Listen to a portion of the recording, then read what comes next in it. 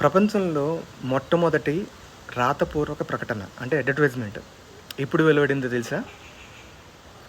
దాదాపు 3000 సంవత్సరాల క్రితం ఈజిప్ట్లోని దీప్స్ నగరంలో హాపు అనే నేత కార్మికుడు ఉండేవాడంట. తన దగ్గర షమ్ అనే అతను పనిచేసేవాడు.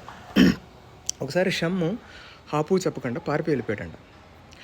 హాపు షమ్ని ఏ విధంగానే సరే పట్టుకోవాలి అనే ఉద్దేశంతో ఒక ప్రకటన తయారు చేయించాడు.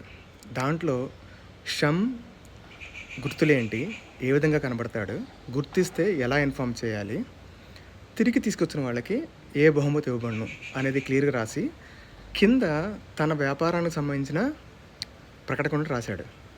కస్టమర్స్కి కావాల్సిన విధంగా మంచి నాణ్యమైన వస్త్రాలను కూడా మేము తయారు చేసి ఇస్తాము అనేది క్లియర్గా రాసి అదే ప్రకటనలో పెట్టి 4 రోడ్లు కలిసే చోట ఆ కూడల్లో ఈ ప్రకటన పెట్టాడంట.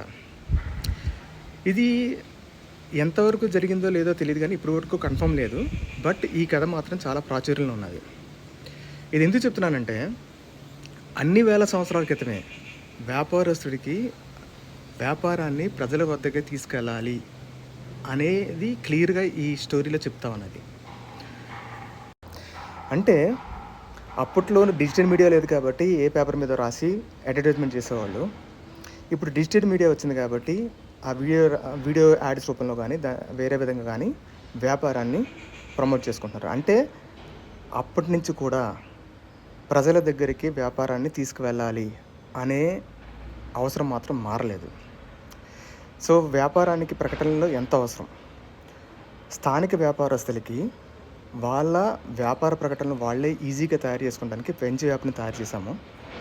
ఇది ప్రజెంట్ గూగుల్ ప్లే స్టోర్లో లిస్ట్ అయి ఉన్నది. ఫ్రీ క్రెడిట్స్ కూడా అవైలబిలిటీ ఉన్నది. ఈరోజే మీరు పెంచ్ యాప్ని డౌన్లోడ్ చేసుకుని మీ వ్యాపార ప్రకటనలు తయారు చేసుకొని సోషల్ మీడియాలో షేర్ చేసుకుని మీ బిజినెస్ని పెంచుకోండి.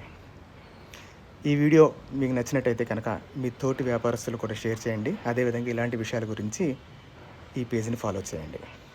Thank you.